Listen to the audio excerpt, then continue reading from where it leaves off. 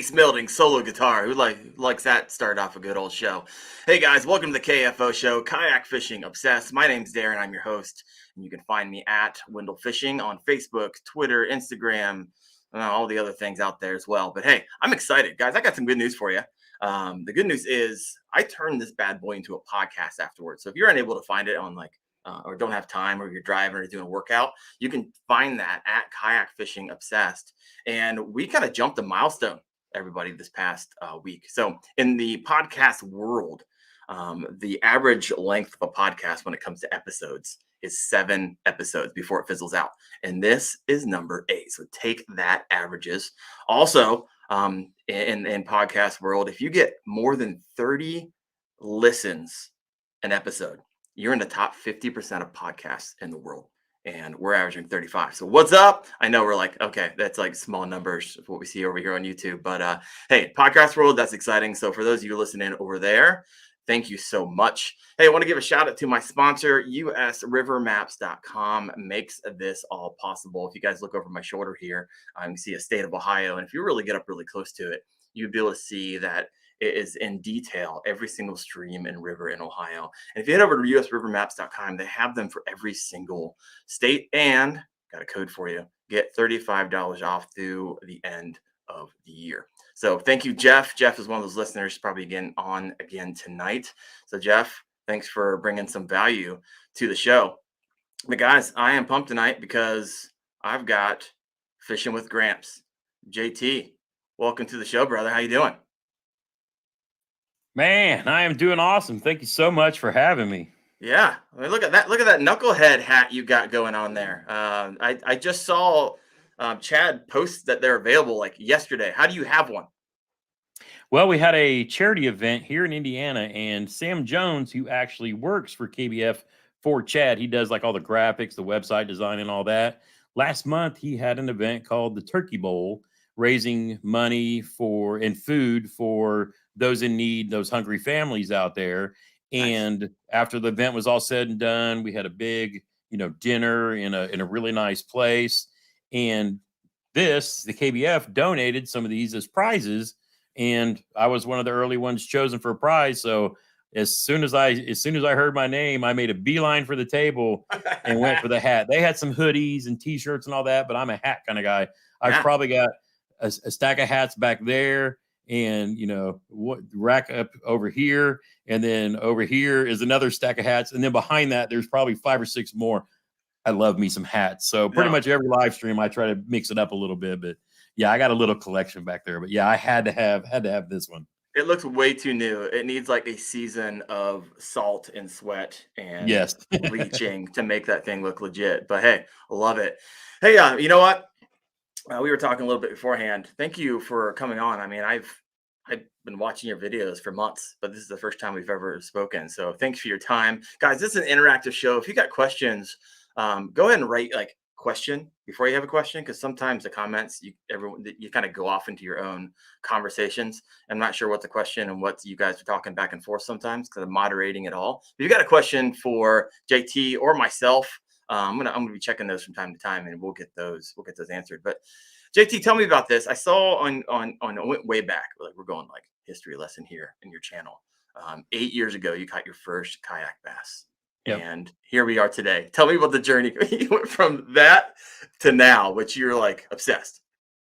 Well, it's so funny because back then, I work on a Navy base, and it's funny because I'm an Army guy who works on a Navy base. And so what I do is I'm a cybersecurity officer, and on this installation, it's a federal installation. So once I started fishing there, I was like, man, I don't want to go anywhere else. This lake on the lower end of it, it's really skinny water, and it was, damned up. But it's like every time I go, 3-pounders, 4-pounders, 5-pounders. And as you know, being here in the Midwest, I mean, that's you have days like that. It's amazing. And so there was this 8-pound bass in this lake that I've been chasing for years. Turns out this Navy SEAL who was coming to a class that was on the installation, he had heard about the place, and he would go to the marina at the bigger lake, get a kayak because they would get him for free. He would strap him on his rental car and drive down to this other bass. This dude, now again, Minnesota angler, I mean, he had his stuff dialed in. he managed to catch this 8-pound bass and got pictures of it so that we could actually confirm that this giant was in there. Jeez. Sometime later, one of the guys that fishes the bass tournaments in the bigger lake had managed to catch that bass and moved it up to the bigger lake because it shows up in pictures every now and then. Okay. But the lower lake, we used to fish the upper lake, but it was super clear. And I had a 16-foot low, 40-horse Johnson on it. And that's what me and the boys would fish with. But it was tough fishing because the water was crystal clear. Well, we went down once and, heard about this other lake, and we tried putting the boat in there. It was a real pain. Water was too skinny. And I was like, you know what? I'm going to get some kayaks. And so those old videos, I mean, that was me and my sons back in their teenage years when we just had, the old blue and red kayaks from Wally World and would throw them in the back of the truck and, go down and chase those bass. And then once we kind of like, oh, this is awesome, I upgraded, because I needed something to support me a little more. And I got me like a little, I don't even remember what it was. It wasn't a Sun Dolphin, but it was just, a little better. And we would just go down there all summer and just I wouldn't fish anywhere else after that. Right. That I found Mecca, and it was, it was beautiful.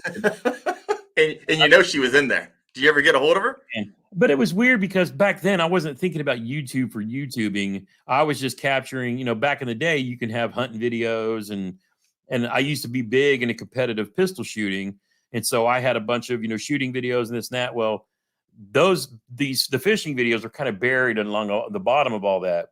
Right. But when YouTube decided that they didn't like all that other kind of content, it kind of just disappeared from the channel. But it was for us, I've always loved bass fishing. I mean, I grew up here in Indiana after my dad got out of the Army, and, in the creeks, in the White River that run through here. But, when we started fishing, there was no place else I'd want to fish. I mean, that for me started my whole passion for kayak fishing. And I never, ever realized that there were that many other people, 10 years later out fishing in kayak tournaments and that the sport had blown up so much because we were basically just sitting down there fishing in our pond this whole time. So to fish on a military installation, now obviously you had the N, but I watched a video recently where someone was magnet fishing like off the side of the road, and they got in trouble because technically it was a military installation, and they got tickets, which was kind of crazy to think about. But in the video, it made it sound like, as they were auditing the video, that it is possible to get permission. You just got to go through the right channels to do that. Is that still the case? Well, like in our installation, you have to be a government employee or military that works on the installation, or somebody who's retired from there. And you can basically just buy a permit to fish on the base as long as you've gone out and bought your state permit, fishing license. So there's limitations where we are because where I work, we manufacture munitions to support our military. So we have to be careful in areas that we're at, but they have these, what they call MWR areas, which is, recreational. So they've carved out some of these spaces for us to go out and use the obvious natural resources that we have available to us. And for the longest time, I really didn't use them as much because I was big into deer hunting, and there's monster bucks on that base as well. So, it was just kind of one of those things. But once we started pulling out those 3s, 4s, and 5s, and the occasional 6, there was nothing else I wanted to do. It's hard to do anything else. Yep. So tell me the journey of your Sun Dolphin or equivalent. I actually have a Sun Dolphin hanging. It's my buddy kayak. I literally found it in a river, and I told the police about it, and obviously no one came to claim it. It's a Sun Dolphin, a Riba 10. So I have it as my buddy kayak. So tell me the journey from that into what I believe you have is an Old Town autopilot. Is that correct? Yep. So what was the succession? I actually started after that one. I fished out of that thing for a long time, but there was a time in a period where I kind of took a break from fishing when I was working on my master's degree. So, I was kind of away from the water doing a lot of things, but that married me to a chair even longer, and I ended up putting on more pounds. So I realized later on when I was trying to get back in that same kayak after, putting on a little too much beef, that it wasn't safe, and so I started looking into what can I get into that would support my kind of weight, I've got bum knees and bad back from my Army days. But I went to our local, I think it was a Dick's, and they sell the Old Town top water. Okay. And I was like, man, this thing is not bad. And it was either Dick's or Dunham's. It might have been Dick's, but I was like, okay, so here's this Old Town top water, and it's a pretty small kayak, 10'6". I was like, man, I can stick that in the back of my truck. It should be pretty easy for me and my age to load and unload.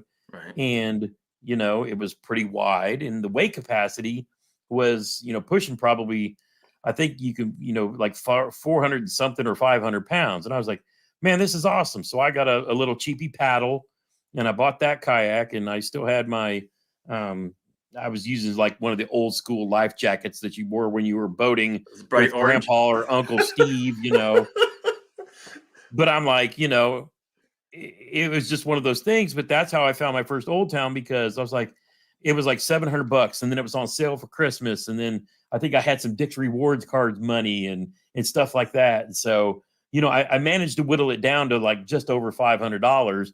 And I was like, oh, this is, this will be perfect. And that kayak lasted me, I probably kept it for at least a couple of years. And then I was like, man, this thing is awesome. And then, and like I said, I bought this at Dick's. I didn't know really anything about Old Town itself. Right. And then, I started studying about it and learning. And then, funny enough, I was like, well, I want to kind of upgrade and do some other things, because paddling was tearing up my bad shoulders and this and that. And then I was like, they make kayaks with pedal drives? What? And I was like, I love pedal drives, because I couldn't do the Hobie because of my bad knee. I couldn't do the back and forth kind of thing. But with Old Town, it's like a bike, riding a bike. And I was like, oh, I can ride a bike, that action doesn't hurt my knee as much. So, man, once I got the Top Water 106 with the pedal drive, oh, it was on. I was all over everywhere.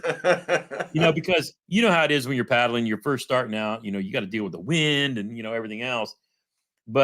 And so I kept that thing for another couple of years before my brother, who still had one of the old school kayaks, was like, bro, why don't you sell me that one?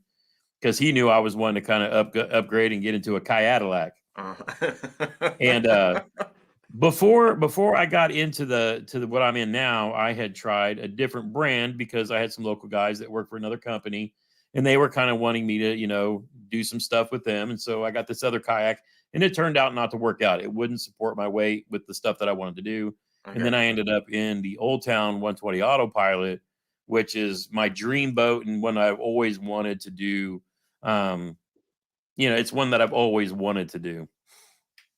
Man, so there you are now. So you got the Autopilot. So you're no longer pedaling anymore. No. Now I see Steve had a question about asking pedal kayaks suitable for somebody that's 5'7". The pedals look so far. It looks that way. I'm 5'7". I'm 5'7" and like 300 pounds. And that Old Town Top Water 106, and they make a 120 as well, and they make a few different versions. But I mean, for somebody with a short bed truck and my size and weight and disabilities, I preach about that that Sportsman 106 pedal drive. They make a top water version of it as well. It's just like different color choices and a little bit configurations, but the seat adjusts back and forth, so you can really have no issues getting where you want it. And the seats are really comfortable, and the pedal drive is amazing. All right. Well, I have a native Slayer Propel 10, and just like your story, JT, my dad was like, "Oh, I want to get a kayak." I was like, "Well, I could sell you mine, and then I can upgrade." So now I'm here. Like I do videos. I've done way more research than any human being should ever do. I mean, it's a deep, dark rabbit hole when you start diving into. And then you're like, okay, what brand do I want to hitch my wagon to? Chad loves the Bonafides. I've had a lot of luck on my native. You get like Old Town. Everybody I talk to kind of has their kayak, but you're an Old Town guy through and through, right? I mean, you're actually pro team, right? You're on their. I just announced, and I've been invited and joined the Old Town Pro staff, and I actually start with that here in the upcoming season. So yeah, that was really a that was really a surprise and a blessing all in one, because I'm sitting here thinking, oh, they probably only care about these big tournament guys and this and that. But, they apparently value the opinions of all kinds of different people. And I love that. Yeah. Um, and, I'm a fan of a lot of their pros as it is, but, it's a product that I believe in. And for me, I've never, only one kayak I've ever been in was I scared to be in. And it's just one of those things. But everybody's got to kind of find their thing. And there are probably 6 or 7 brands that are just the top of the line. They make the great. And I tell everybody, I mean, I can tell you what I like, but find a dealer, find when they have a demo day, and go out and put your booty in the kayak and find out really what works for you. And that's the only way you can do it, because if you don't, you're going to end up buying something. You may not like it. Then you're going to sell it for a loss, and you're going to keep playing this game until you find out what works for you. And I tell everybody, I will evangelize for Old Town from here to there, because that's what supports me. That's what it works for me. And I love everything about the way they operate. And, but everybody's got to find their own too. But find a buddy who's got a kayak and go out with them. And I tell anybody, I'll put you in a kayak and see what you think, and then you go from there and find what suits you. Yeah. Now you said it was right for you. Like, Yep. talk a little bit about it. Why is that the perfect kayak for you? And tell me a little bit about the partnership you have with Old Town. I'm kind of curious. I'm always curious on how these partnerships look like. With the Well, I the mean, pro team. again, I'm brand new to the staff, so for me, it's going to be about I'll be able to get some. It's under the umbrella of Johnson Outdoors, so that's Old Town, Minn Kota, Humminbird, and Jetboil and some other blanket stuff like that. So I'll get some discounts with them as part of being for that. And then, in return, I will spend my time, if there's a boat show or if there are events where Old Town, needs to be represented there, I'll go and share my experiences, with what I like about them, the layout, the configuration. It's funny, the seats, I never knew I never knew that I had a need for a kayak cushion. Until I met the guy who makes the kayak cushions. But I have always been completely comfortable in the Old Town kayaks. And I've been in others where the seat was just like, it's like sitting on a metal wooden chair, or a church pew with no cushion for too long, um, where it just wasn't really that comfortable. But for me, the Old Town never hurt my back, never hurt my knees, and things like that. And so, for me, it's a lot of the layout, the thinking that they do into it. But again, it seems like most of the really good top of the line, kayak brands that we hear about now, they're really focused on putting on all those goodies that everybody wants, needs, and what I love about that is that drives competition. That makes every company work just that much harder to give us a better product, whatever product it is that we choose, along the way. But for me, the one thing that's very unique about the Old Town is having the autopilot, the trolling motor right there built into the kayak. Yeah. And Minn that's Kota really makes slick. sense. So it's got spot lock. So lay it on us, how it all works, how it's controlled for those of us who haven't had a chance to lay eyes on one yet. Yeah. So, I mean, and I'll start with, I learned like everybody else in a paddle kayak, you learn about how using an anchor trolley to kind of anchor yourself and use the wind. And then when I went to the pedal drive, I was basically my own spot lock, using the pedals, either pedaling backwards or pedaling forward. Because one of the things I love about the pedal drives is the instant reverse. So you set the hook into a fish and you got on an edge of pads, you can start backpedaling and working that fish away from all that cover immediately. I don't have that with spot lock now. I got to learn how to deal with that differently. But with the autopilot, you're basically always facing and casting into the wind. So, I mean, that's just the kind of the way the spot lock works, because it's not like a boat where it's heavy enough to kind of sit in an area, keep pointing where you want it. But it is really slick that I want to be here. My brush pile's over here. The wind's blowing this way. And, so the spot lock will keep me pointed where I want to go. Now, the cool thing is once you get used to using the remote, and again, I've only had it for a few months, so I've kind of had to have a crash course, but I actually learned it pretty quick. There's a navigation puck you can put on it there that pairs up with that Minn Kota. And the cool thing about it is once I'm spot locked, Yeah. then with the remote and that puck, then it knows where I'm at, and I can hit like my right arrow once and it'll move me over 5 feet. I can hit it up and it'll move me up 5 feet. If I'm too close to the Come brush on. pile, I can tap it back twice and it'll back me off 10 feet. It'll let me drift. It's really cool. Yeah, it Another is. feature of it, the one that I really used at Kentucky Lake during the national championship, we had 29-degree days and wind that was just insane. So I could point my kayak at a point and say, that's where I want to go, because I know the brush pile that I want to fish is right around the corner. So once I get pointed at that direction, I can hit the navigation button and it would keep the kayak on course, making those subtle adjustments across the lake. And I didn't have to do anything. So I could be Instagramming or, Not tying, fishing, just goofing around. retying, stuff like that All while I'm right. crossing the water. Right. You don't have to pay attention. Even when you have a pedal drive, which I have, I skipped going Yeah. from. I never actually paddled a kayak fishing before. I thought about it. I'm like, there's not a chance that I want to be paddling when I could be fishing. So I went straight to. I got it on Yeah. Facebook Marketplace. Native Slayer Propel 10 Propel Drive, which I'm a big fan of. Getting ready to rip that thing apart here. So you're going to see some videos coming soon about how to service those bad boys. But the problem is, even if I'm trolling from one place to the next, I can't look at my phone for 5 seconds or I'm off 10 degrees. Oh, yeah. And so you're talking me into. I had another guy earlier today talk about his autopilot and how they're just raving about it. So, all right. That is one of the most amazing features of it, because even with the pedal drive, you have to make those constant, changes with your hand. And if you're trying to do that while you're going along the bank and you're taking your hand off and have to make those adjustments, I can point and say, I'm going to fish this whole bank, and I can eyeball down and say, I'm going to point the boat where I want it and hit the navigation button.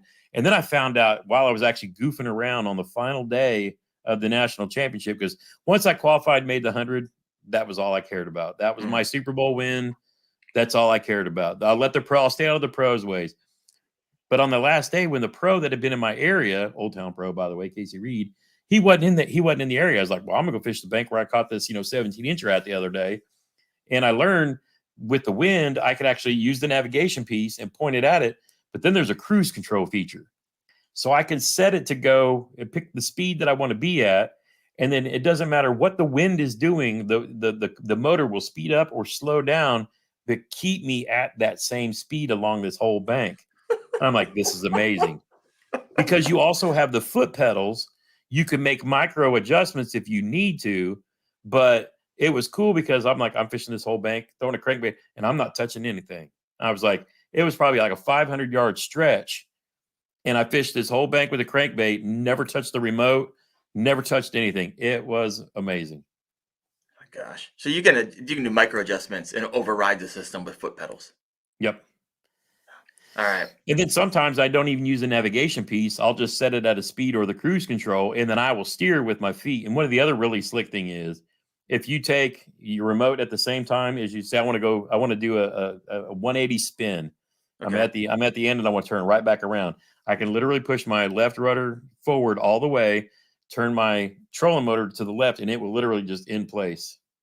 So I could sit there and spin in a 360 in the same spot if I want to. It was nuts. I mean, I learned so much by getting to that, but I was like a kid at Christmas all summer long. It was crazy. So when you were thinking of upgrading your kayak, I love that we're taking a deep dive on kayak fishing obsessed, because sometimes we just talk about fishing, but I love diving into, and being that I'm in the market. I believe if you're a kayak fisherman, you're kind of always in the market because you're always looking. I just find myself on Facebook Marketplace like, who's trying to get rid of their kayak that they never use? Was there another kayak you were like, this one or this one, and you chose, or you? Well, the one that I ended up with previously is because I thought I was going to end up being partnered with another company. And it just turned out it was a brand new kayak. It's an awesome kayak. It's the Jackson Nar. Well, I saw the video. I wasn't going to say. I'm not going to trash it. They didn't test it well enough. And what a lot of us thought when they were building this thing was it was going to be the big rig, which is their big dog kayak that supports big guys. Right. And a lot of people were expecting that's the kayak that was going to come out with all these cool new features. and it wasn't. It was kind of like somewhere in between. So for me, it just wasn't a good fit because of my weight. If I weighed 200 pounds and wanted to put a trolling motor on it with a battery and all the goodies, would have been fine. But I was over the capacity. So it just didn't work out. But I really, at the time, and I still, when people ask this, I love the thought of having a pedal drive and a motor. And if like Greg Blanchard, we watch his videos, we watch Russ Snyder's, you see the guys with the Torpedoes and the Newtons and, or the Newports and all that. It's cool because they'll motor to where they want to be, but then they can quietly pedal around. You have those advantages like being able to backpedal and, maneuver like that and save your legs for, when you're actually fishing versus, covering water. Yeah. But for me, it's like, once I knew I wanted to go back to Old Town, the spot lock was going to be the thing. So it's kind of taken over. It's kind of taken a front row seat to, as far as value is concerned, what's the price tag? 45, 46? I think mine was 42 when I got it. And the place I got it at the time, they have a 10% military discount. So Moving Waters Outfitters was hooking me up with a little discount too. So, save me some money, probably put me in the 38 or 39 range, where the money really you get spent when you're doing stuff like that is in the lithium batteries.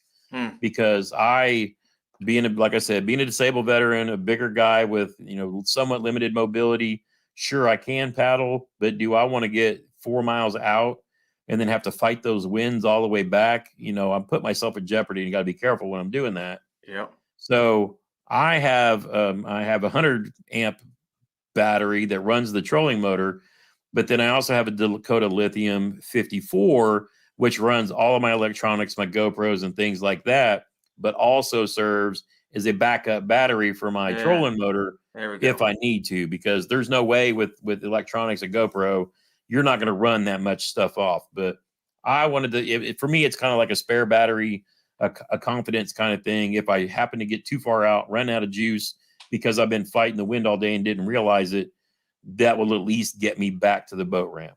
Yeah. So you run full Dakotas on your kayak. Have you used any type of other battery with success?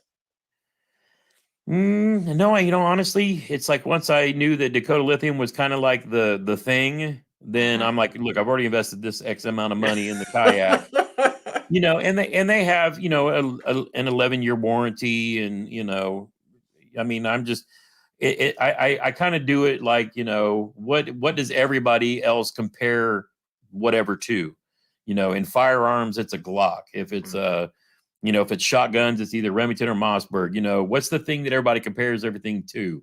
And in this case, it's Dakota Lithium. And then everybody else talks about how they compare to the Dakota. So I was like, that's who I'm going to use. Right. And the fact that they support Kayak Bass Fishing, the organization. Yeah. I like to support those who support the organizations that I like to be a part of. Yeah. You know what? Speaking of KBF and we talked about tournaments a little bit ago. I want to hear a little bit about. I'm not a tournament fisherman. I am a member of KBF. I think what Chad's doing is incredible. I actually have him on the show here in January. So bringing the heat, fellas. Also got some creek fishing adventures coming up in a couple of weeks. Burley fishing next week. I know. I know you got like live show after live show after live show the next couple of days. Tell everyone where you're going to be at, and I got a question for you. So I'm here with you tonight, and tomorrow night I'm with Burley Fishing Podcast, because I was with them last year when they did a fundraiser live stream for the autism anglers, and tomorrow night we're supporting a cancer awareness kind of thing, and cancer strikes home in the heart of a lot of us. It's affected my family, my wife, my father have had those battles and survived. My mother lost her battle with cancer. So I'm all about, promoting cancer research and raising money for that too. And then Thursday I'll be on Monster Bass Live with Rick talking about monster bass stuff. Nice. Cause you're one of their guys too, right? I am, but I'm not. I it's funny because people assume that I'm like part of their pro staff or something like that, but I'm really not. I got with their guy Rafi a couple years ago, and he's like, hey, if we send you a box, would you mind reviewing it and give us your honest feedback? Yeah. And so not being affiliated with them or, making money off of whatever, that allowed me to really truly give my honest feedback to him. And Rick is a good enough businessman that, you know, he took it on the chin in a lot of cases. And when I didn't like something, I was I was brutally honest with it. But I like what he's doing. I like the path that he's taken. Their theme boxes this year. And I've never been a big subscription box guy, but I Right. really understand for those who are just getting started, or you want to buy a box as a gift for somebody who wants to get into it. You know, I can take a box of their stuff with their booklet and go and catch fish. And I can take somebody else who's new and teach them, you know, the pamphlet was, you know, was awesome, stuff like that. But Yeah. so now that being said, there probably will be some opportunities where I work with Monster Bass and do some videos for them on their channel this coming year. Nice. Well, congrats. Well, here we got some questions lining up over here. I want to get to them. One Oh came yeah. in earlier, like we're talking 6 minutes into the show, from person. Persons, he said, if you ever had to do a kind of a do or die situation, I should probably put this question up so you can hear it, see it as well. And you can only catch your fish with 3 lures. Lay it on us. If you can fish the rest of Oh, your life easy. with 3 lures. You ready for the fastest answer ever? Jackhammer, jig, and drop shot. Right on. All right, jackhammer. So you're a jackhammer fan. Oh yeah. Yeah, Now, I will throw. I will throw. Well, I'm a mix, you know, because I started out with chatterbait like everybody else, uh-huh. and I understand the quality of a jackhammer. But I mean, I'm a fan of the big blade that they came out with late last year because that is like throwing a spinner bait with a Colorado blade in cold water. Right. This spring in April, when the water was still cold and the leaves weren't even on the trees yet, my brother and I went out and we were throwing the big blade and we were tearing up 3 and 4 pounders. That was probably the most fun video that I made this year. I mean, we caught so many fish, we were wore out. And, you know, I had people tell me, oh, the big blade don't work. Yes, it does. I mean, Mm, it's a cold water. That's what I kind of consider it, a cold water. Think of a Colorado blade spinner bait, slow it but down. that just low thump just drove them insane. And then late in the fall, that mini max. I caught so many fish on that thing. It is insane. So yeah, I love me some jackhammer. And then a jig has been a staple of my slower, deeper pitching around wood, skipping under docks, you know, just and then the drop shot is like for everything else, you know, it's just if you have all those lakes with the gook around the edges of it that you can't get anything in without gumming up your baits, Right. you know, you can just set how you know, get it off the bottom a couple inches and throw a drop shot pretty much anywhere. There's a lot of people up throwing a Ned rig. I'm a drop shot All right. guy. All right. Wait, here's the question. I cannot figure out. I mean, drop shot, yes. Chatterbaits, yes. Can catch them on them. Senkos, got it dialed in. Jig fishing in Ohio. I can't. I just can't do it. I mean, I try. I mean, I'm doing Yeah. everything the videos are saying, doing the research, putting in the time. I don't. Maybe it's just an Indiana thing. I know it's not. But so what? Walk me through jig fishing because you have Okay. success with it. I saw you. I saw some videos. Jigs for pigs, baby. So Yeah. lay it on us.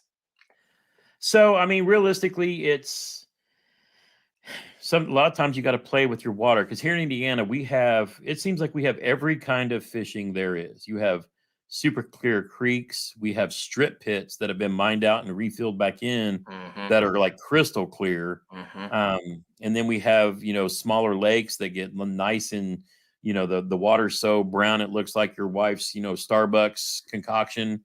Um, and really it's just a lot, it's I guess it's a lot of time and experience when that water's super, you know, chocolate milk looking. I love a black and blue jig, and Oh yeah. I'll throw them around any kind of stump, tree, lay down, dock, something that a fish could relate to.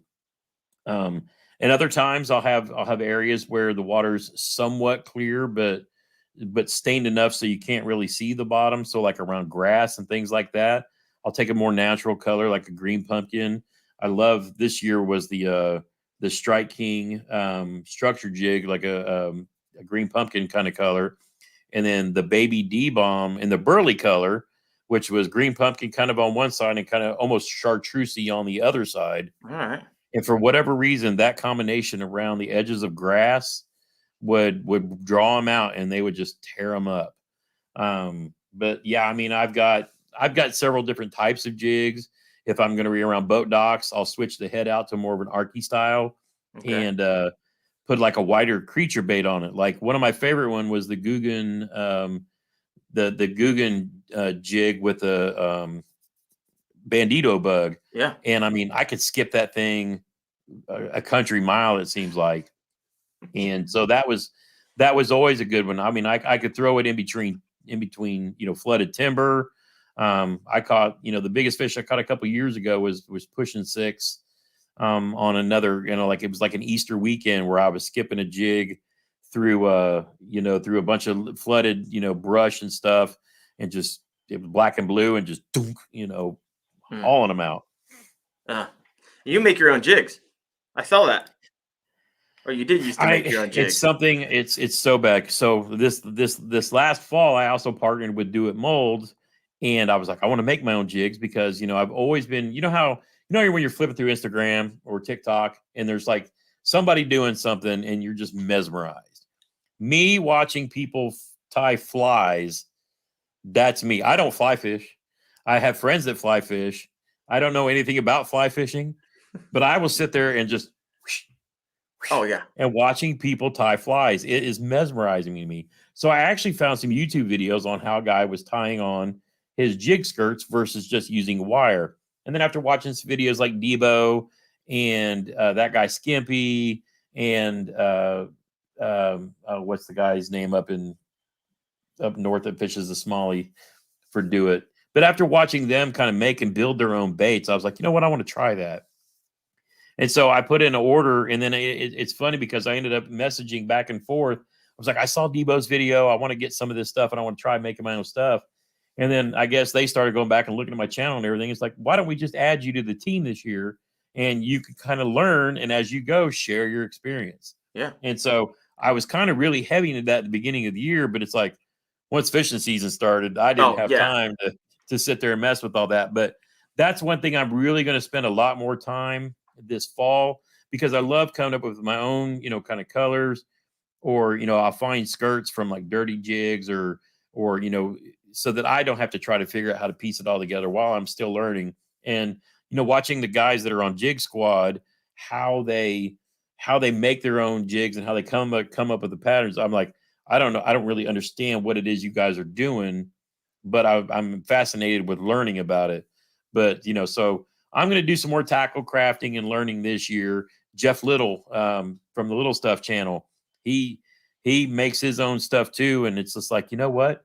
I want to be able to kind of customize and build based on where I'm fishing at, and be able to, kind of being able to do that. So I'm going to do a lot more bait making videos this fall and winter, until we get to springtime. Mm-hmm.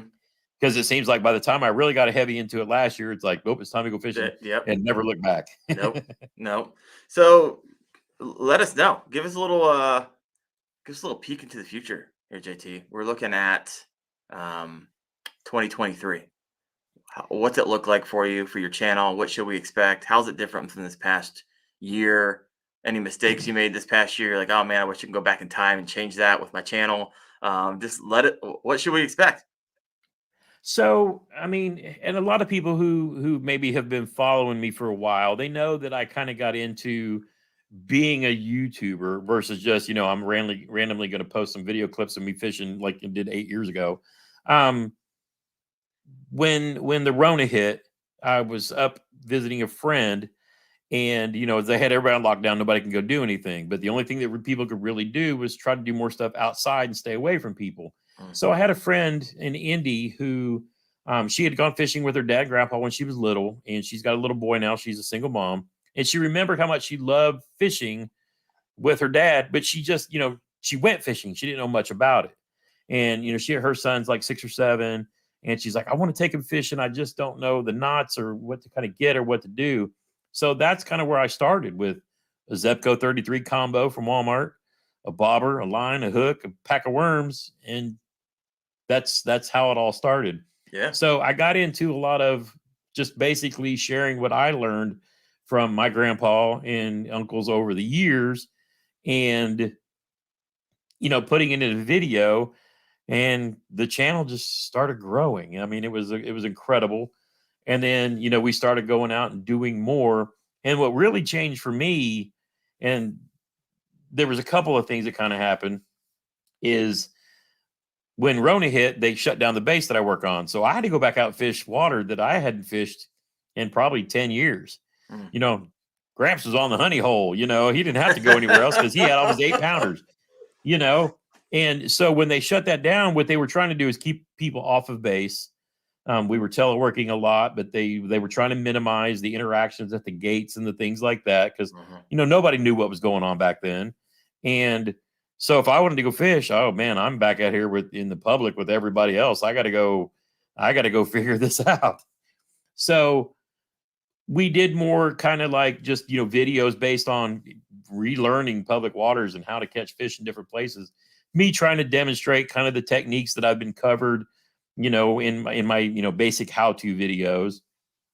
And they're the same videos that, everybody before me has done. But for whatever reason, my friends and family and followers, wanted and liked, the way I was doing it, I guess. Yeah. And, it kind of grew from there. And then it was out when I was on one of these lakes one day, and I came back in, and there was like 20 different dudes with kayaks at the boat ramp. And I'm like, what's going on here?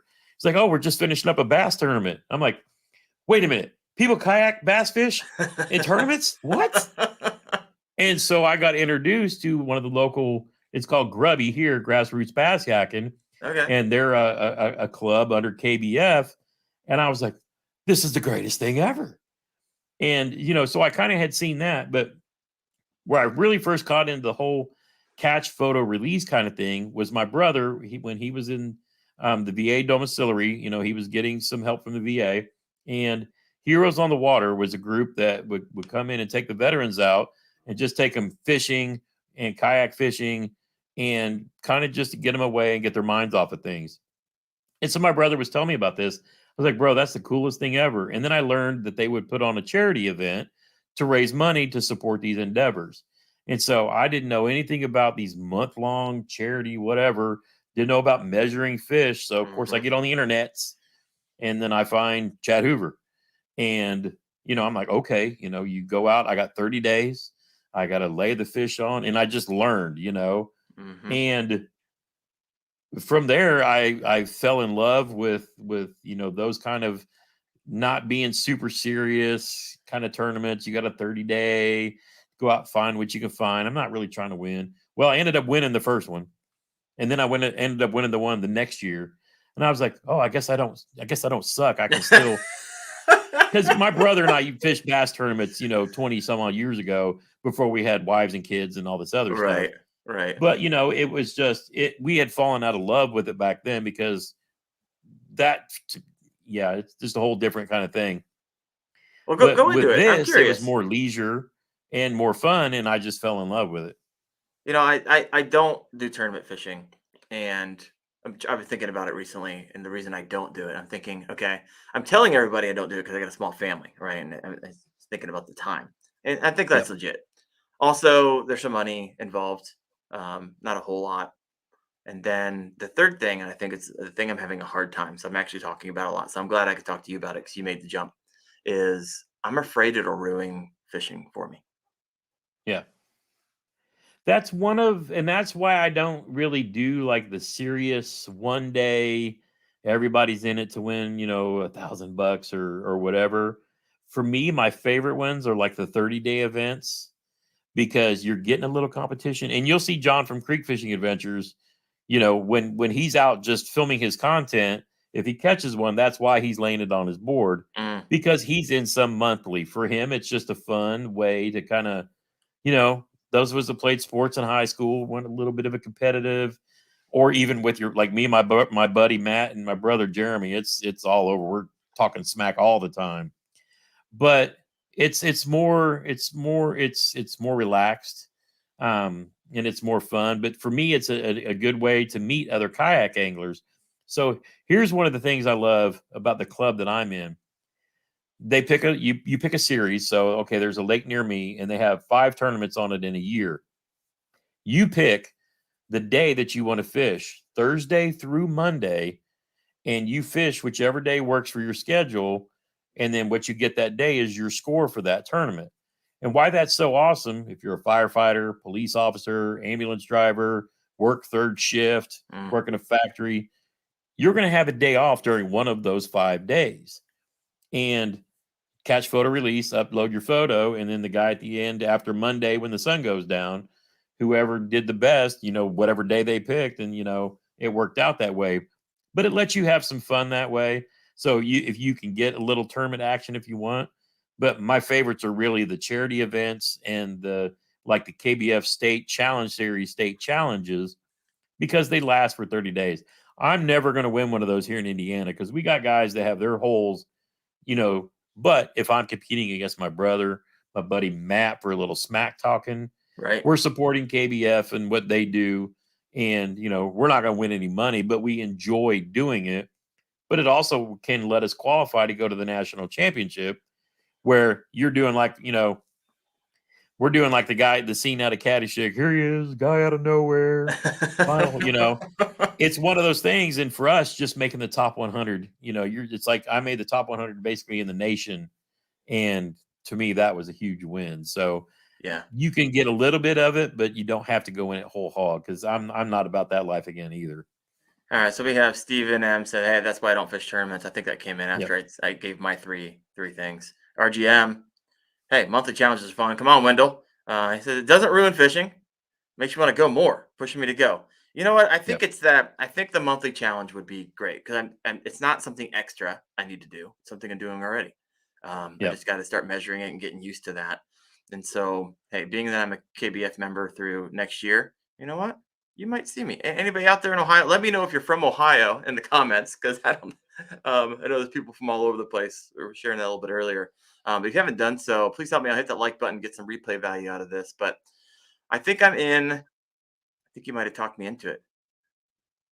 And even if you don't want to go that route starting out, what we did this year was that we also had the Catch 22 challenge, and they actually had a Catch 5 challenge. So that's going to be the other side. You're going to see me and Chad talking a lot about this coming year, because I'm really wanting to help him promote it and push it. So KBF is going to stand for 2 things: kayak bass fishing, and that's all your state challenge series, your pros, your pro trails, your clubs, the serious stuff, right?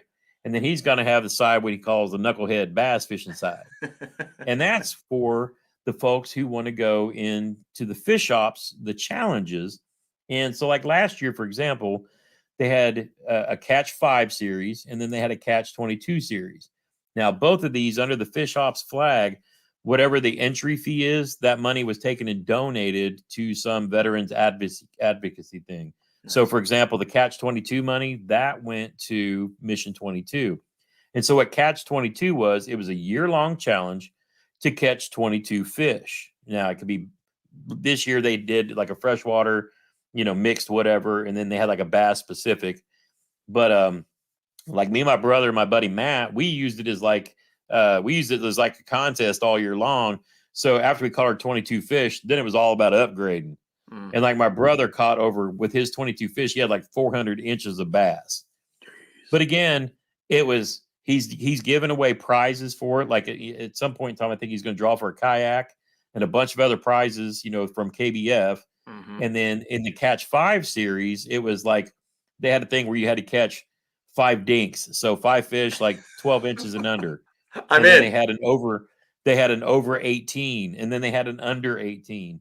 But it's just one of those ways where you're kind of doing these challenges, and it's not serious, because really you're making a donation, but you're also fishing for a chance at getting different prizes and things like that. Right. So this year,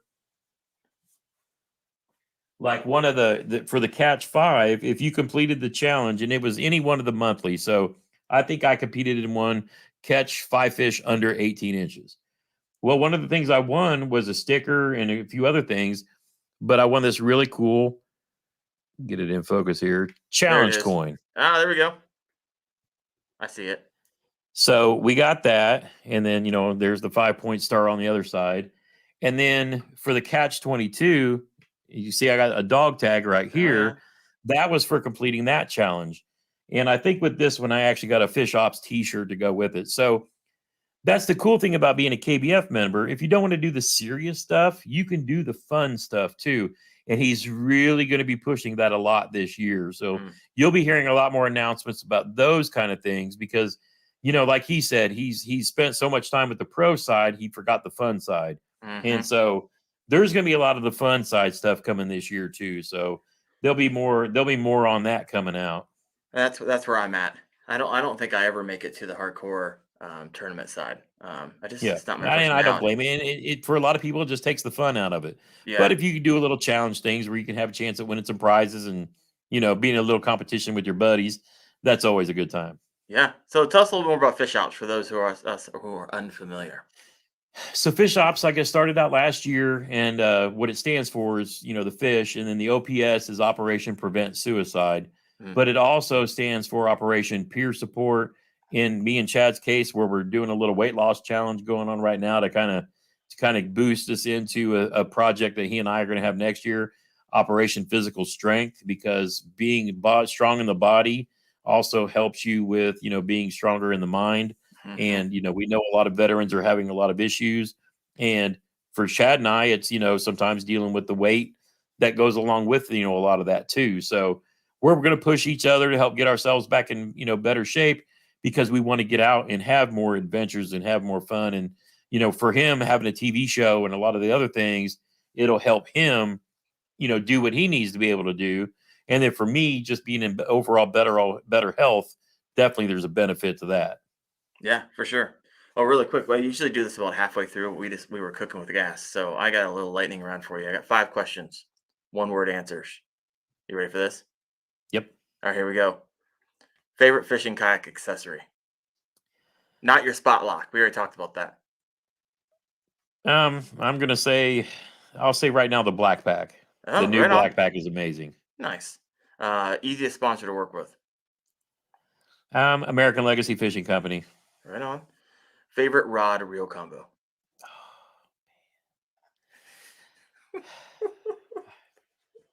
How many do you I'm have? gonna say, and see, I haven't even done the video on this yet, but I'm gonna say my Daiwa Zillion, and it's the only Daiwa that I have. My new Daiwa Zillion SVTW, whatever it is, 6:3 gear ratio on my G Loomis IMX Pro bladed jig rod, because so far that has been like the dream combo for throwing any kind of chatterbait.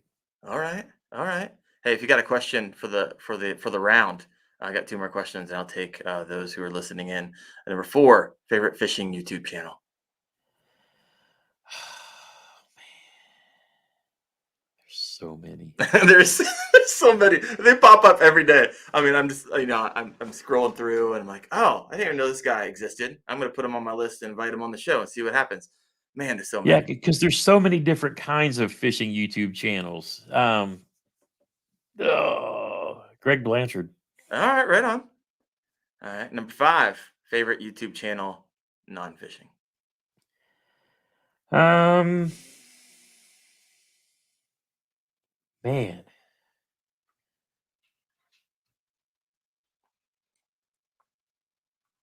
I can't even think of who. It seems like I'm either watching something fishing or something how to YouTube related. I haven't. Do I you used watch to do so Whistling many Diesel at different all? firearms channels, but they've all disappeared. But I mean, man, who do I? Do you ever I watch couldn't even Whistling say. Diesel at all? What's that? Whistling Diesel, you ever watch that one? Nope, have not. Oh my goodness, look him up. Oh, here we got a question from Chris. You can think on that in a second if it happens to come to you. Favorite number of rods in the yak when not competing? Um, 3. 3. Okay. Yep. Gotta Jig, share why. chatterbait, I run jig, 6 chatterbait, total. jig, chatterbait, drop Drop shot. shot. It's really all I need. That's it. It's really all I need. I mean, Yep. do you have like in your mind like, okay, this year I'm going to try to dial in this one that may be new to you and maybe a little less, you're a little bit more I'm less gonna try to confident in. get better at the Ned. I'm gonna make some Ned heads this winter, and I see too many people catch too many good fish throwing a Ned, especially a little bit more offshore in rocks and things like that, and too many big fish caught. So Yeah, that's probably the favorite YouTube channel not fishing is probably $1 Million Bogan, who is a guy who does adventure motorcycle riding on his Harley Davidson, because I'm also a Harley Davidson owner. So that's my favorite non-fishing YouTube channel. All right, all right. Well, let's talk. Let's talk. We don't talk about it, but Ned. You make your own Ned. I'm a huge Ned rig fisherman. It Yep. just works in all the places. I fish a lot of strip mines here in Ohio, and it slays. And I picked up some 5.2s, 5-pounders, 4-pounders on the Ned. Everyone thinks a Ned catches just dinks, and that's it. Not true, folks. Not true. I literally had someone comment on one of my Ned rig videos, and like, and the wacky rig, which also displays for me big fish too, not just dinks. Yep. And they're like, oh, that's a stupidest lure I've ever heard in my life. I mean, then they went on to say, and this is like almost verbatim, it requires no skill and catches everything. And I was like, that sounds like the perfect lure. Why isn't everybody Yeah. using this thing? Like, you're not making fun of me. It's just you're proving my point. So I don't know. Yeah, because for me, a wacky rig is another one of those that if you cannot get a fish to bite, and I will throw it on a baitcaster, either weightless, Texas rigged or any kind of stick bait like that. If you can't get a fish to bite anything, the wacky rig seems to be for me. I mean, that's just And then I saw somebody call it out about the frog. Gramps wants to catch a frogfish. What? It must be inside. What's going on? So this has been going on for 2 years now. So 2 years ago, Rick from Monster Bass put out a box, and in said box was a frog. And let me get it off my Bassmas tree back Yeah, go here. grab it. I gotta read some of these comments over here.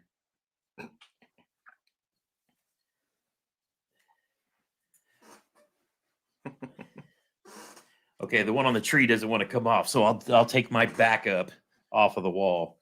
Still in the package. So this one came in a box, and the one that's on the tree, like one hook is over here, and it was just like, I'm like, bro, why would you put this in a box that you want people to make money from? And I gave it to him.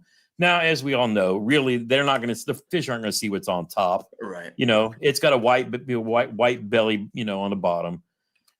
So, but the thing is, I was like, after I'd gone through all this stuff on Monster Bass Live, chewing Rick up and down about this garbage frog because hooks are going the wrong way. And I was like, who the heck is going to catch a fish on this?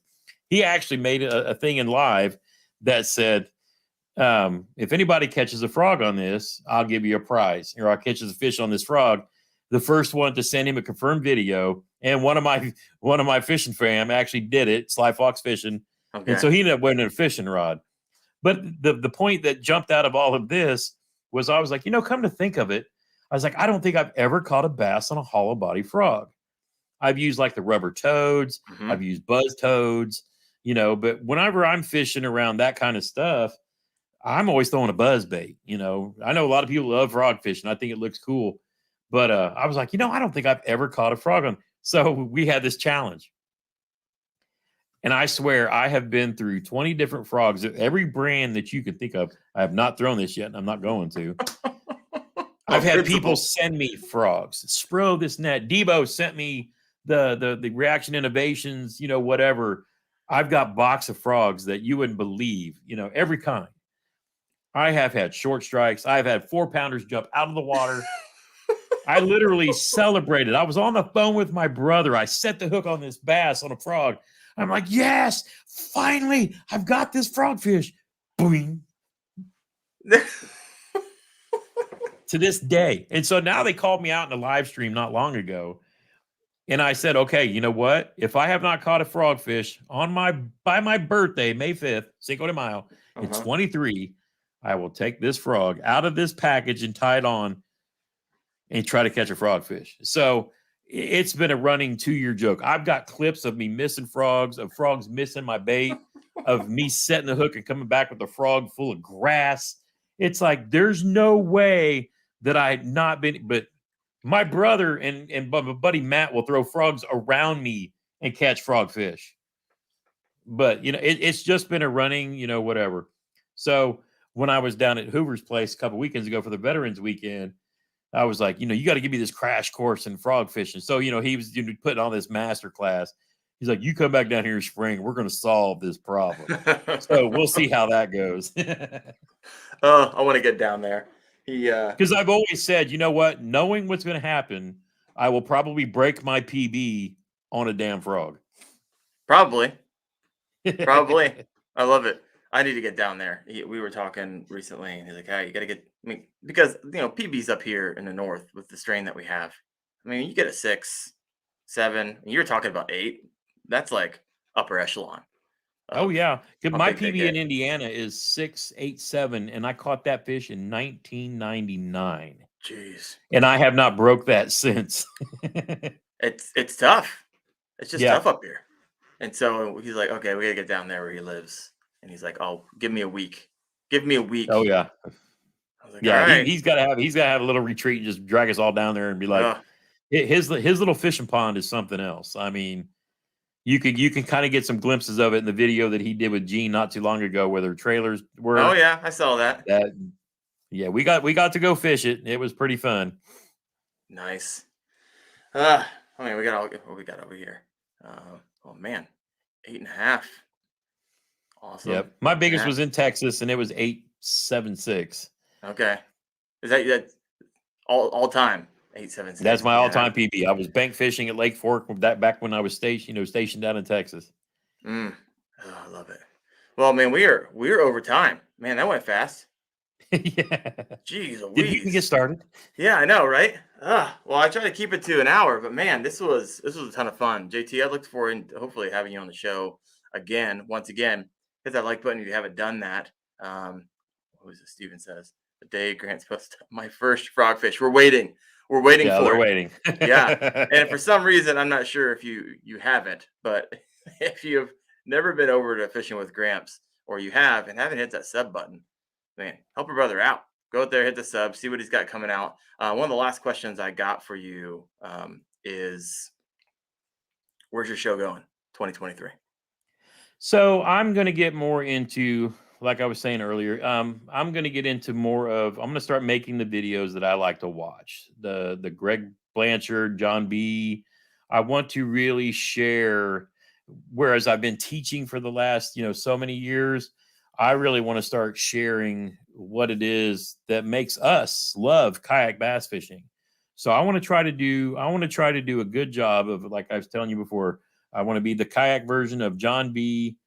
Uh, Creek Fishing Adventures and Richard Gene, the Fishing Machine. I want to show and not just talk about what it is we love about kayak bass fishing. And I want to do a better job of doing that. So that's my real big goal. I'm going to fish some tournaments, but I'm going to fish a lot of fun places and parks and streams and creeks. And that's really why I'm pushing to lose this weight. But I really, really want to capture the spirit that just I want to show people what it is we love about this sport. Yeah, man, I love it. Well, JT, thank you so much. You got some kind words coming in. Great stream from Mark. Excellent. Thanks, guys. Hey, you know what? We just get on here and chat. We're just thankful for everyone. Man, I see a lot of names that I recognize because you guys have been watching the content, giving great feedback, and this makes us better. So keep that coming. Have a good night, fellas. Hope we can do some meetups. Yeah, me too. I mean, we're neighbors, Yep. JT. I mean, you're you Yeah. I Bedford? mean, Is that where you're at? yep. Yep. We're not that far. So you will see videos of us fishing together. We have to make that Yeah. happen. So Yeah. everyone, oh, go ahead. No, I was gonna say, we definitely need to get up, some find a middle place and just go hit a lake, a pond, or whatever, and catch some fish. I love it.